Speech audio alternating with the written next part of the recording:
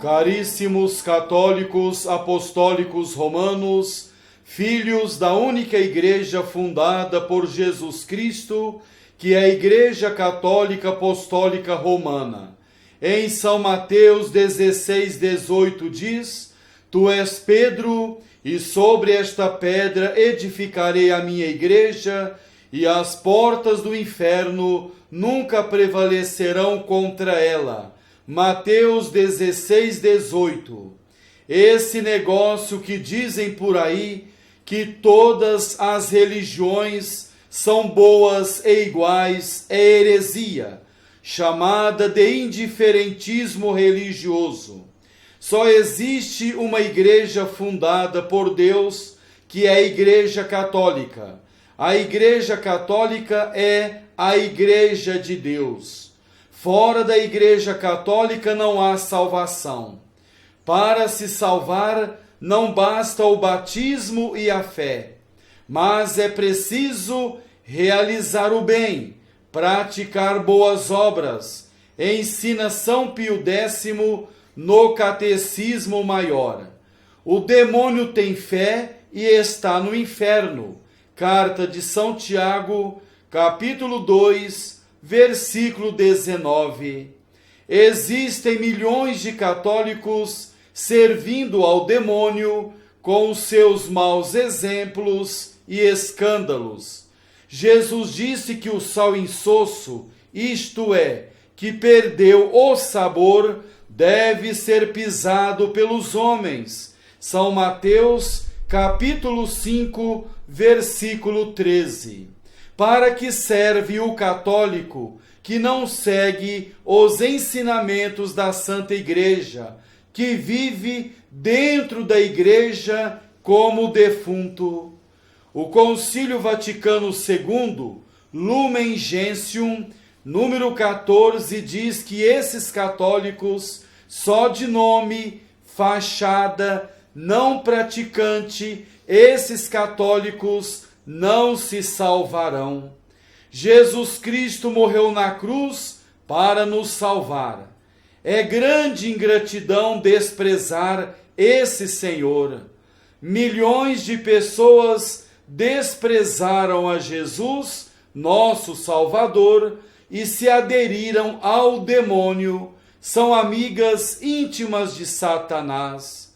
Prezado católico, vamos refletir sobre a vida pública de Jesus Cristo. Essa matéria é longa, então a dividimos em várias partes. Essa é a quarta parte. A nossa felicidade está em Jesus Cristo, não nas coisas caducas e passageiras desse mundo. A nossa felicidade está em Jesus Cristo. A nossa felicidade não está na saúde, no êxito, na realização de todos os desejos. A nossa vida terá valido a pena se tivermos conhecido, servido e amado a Jesus Cristo, nosso Deus e Salvador. Jesus Cristo soluciona todos os problemas. Repito, Jesus Cristo soluciona todos os problemas. Todos os problemas têm solução se estivermos com Ele, se estivermos com Jesus Cristo. Nenhum tem uma solução definitiva se o Senhor não é o eixo, se não é Ele quem dá sentido ao nosso viver, com êxitos ou com fracassos, na saúde e na doença. Jesus Cristo é o nosso Salvador, que soluciona todos os problemas. Estimado católico, o católico deve viver a vida de Jesus Cristo. A primeira preocupação do católico deve, pois, consistir em viver a vida de Cristo, em incorporar-se a Ele, como os ramos à videira. O ramo depende da união com a videira, que lhe envia a seiva vivificante. Separado dela, seca e é lançado no fogo. Jesus Cristo compromete-nos de modo absoluto. Ele pede-nos que, ao segui-lo, renunciemos à nossa vontade para nos identificarmos com ele. Estimado católico, ter Jesus Cristo é possuir tudo, pois com Jesus nos chegam todos os bens. Por isso cometemos a maior insensatez, a maior loucura, quando preferimos alguma coisa ao próprio Cristo que nos visita. Nada vale a pena sem o Mestre. O que significa seguir a Jesus Cristo? Seguir a Jesus Cristo significa dirigir para Ele todos os nossos atos. Não temos um tempo para Deus e outro para o estudo, para o trabalho e para os negócios. Tudo é de Deus e deve ser orientado para Ele.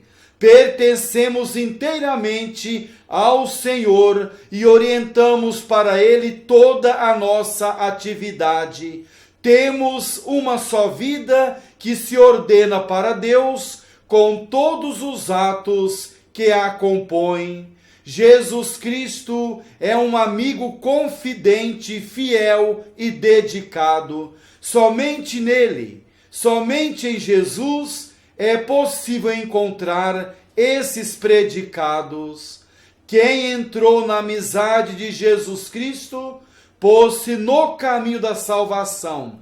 Repito, quem entrou na amizade de Jesus Cristo, pôs-se no caminho da salvação, porque ser amigo de Jesus é ser amigo de Deus, é ser amigo do bem e da virtude.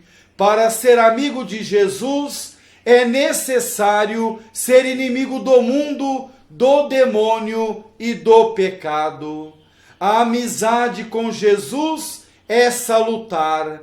O coração humano é às vezes batido por ondas de tão grande amargura que não há palavras de amigos que as abrandem, ainda que sejam dos mais confidentes.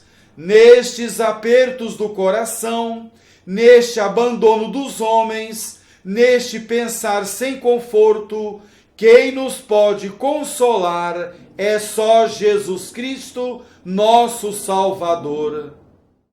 Prezado católico, a amizade de Jesus é uma amizade doce. As suas palavras têm um não sei quê de doçura que não se encontra em nenhumas outras. Que doce não era a sua companhia àqueles que o tratavam. É doce a sua doutrina, pois é doutrina fundada toda no amor. É doce a sua lei. É o mesmo Jesus que o diz: o meu jugo é suave e a minha carga é leve. Evangelho de São Mateus, capítulo 11, versículo 30. Porque a vida com Jesus é mais suave. Por quê? Porque ele se encarrega de levar parte da cruz ou de diminuir o peso dela com as suas consolações ou de robustecer com a sua graça. A amizade de Jesus Cristo é desinteressada. Ele fez-se nosso amigo mais para dar do que para receber. Não buscou a nossa amizade por ter dela necessidade para aumentar sua glória, mas para nos dar um penhor da nossa bem-aventurança. Estimado católico, estamos refletindo sobre a vida pública de Jesus Cristo nosso Deus e Salvador. A amizade de Jesus é uma amizade sincera.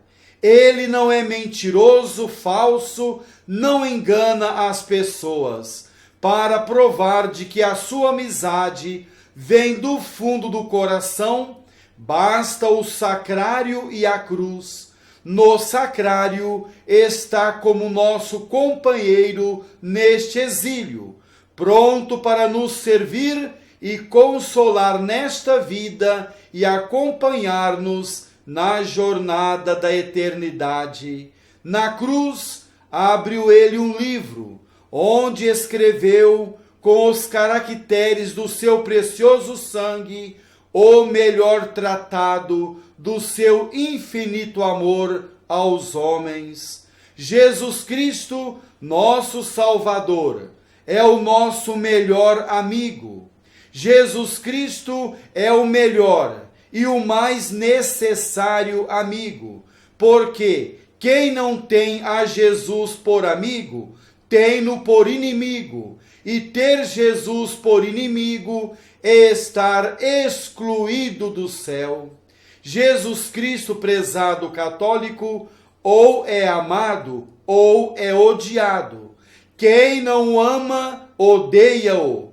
Tem-lhe ódio quem peca, tem-lhe amor quem o quer servir, observando a sua santa lei. Jesus Cristo trouxe a salvação a todos os homens. No entanto, para alguns será sinal de contradição, porque teimam em rejeitá-lo, teimam em viver no pecado mortal. O Pai e o Filho possuem uma mesma e única natureza. O Pai e o Filho são duas pessoas, mas não estão separadas. O Pai e o Filho possuem a natureza divina, mas cada um é totalmente ele mesmo, consciente de si próprio como ele próprio e do outro como outro. O Filho não é mais jovem do que o Pai. O Pai e o Filho são coeternos. O Pai não teve que esperar para ser mais velho ou mais maduro para gerar um filho, ou sentir-se suficientemente solitário para amá-lo. Ele é eternamente na plenitude de vida e de poder. Pelo mero fato de ser, conhece-se a si mesmo com essa infinita intensidade de conhecimento que produz de forma necessária a imagem, o Filho. Caríssimo católico, Jesus Cristo é Filho de Deus. Isso mesmo, Jesus Cristo é Filho de Deus. Jesus, sendo Filho de Deus, tem a mesma natureza do Pai, natureza divina. De fato, assim Jesus respondeu aos judeus: eu e o Pai somos uma só coisa. São João, capítulo 10, versículo 30. Tudo o que o Pai tem, também o Filho tem. Tudo o que o Pai faz, também o Filho faz. Tudo aquilo que o Pai é, também o Filho é.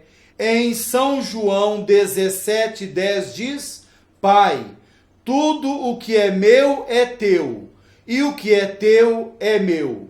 João 17:10. A doutrina que Jesus Cristo ensina não é só sua, mas do Pai que o enviou ao mundo para recolocar o mundo no reto crer. Minha doutrina não é minha, mas daquele que me enviou. Se alguém quer cumprir sua vontade, reconhecerá se minha doutrina é de Deus ou se falo por mim mesmo. Evangelho de São João, capítulo 7, do versículo 16 ao versículo 17. Jesus Cristo, nosso Salvador, sempre pensou no Pai. Ao contemplar as aves do céu ou os lírios do campo, estando no meio do povo, com os discípulos ou com os pecadores, sempre tinha diante dos olhos o seu Pai Celeste. Jesus Cristo amou seu Pai Celeste acima de tudo. Seu coração ardia sem cessar de amor por ele. Nenhum coração humano amou tanto o Pai Celeste. O amor levava Jesus a rezar ao Pai. Frequentemente Jesus deixava os homens para, na solidão, falar com o Pai. Às vezes passava a noite inteira em oração, em união com o Pai, em diálogo com o Pai Celeste. Em seu coração ardia constantemente a chama da oração. Estimado católico, o amor de Jesus ao Pai revelava-se principalmente em cumprir a sua vontade. Fazia obediente tudo o que o Pai lhe havia incumbido. Aceitava submisso tudo o que o Pai lhe enviava. Trabalhava constantemente para a glória do seu Pai Celeste. Estimado católico, Jesus foi sempre obediente ao Pai. O demônio não conseguiu seduzi-lo, embora empregasse para isto todo o seu poder.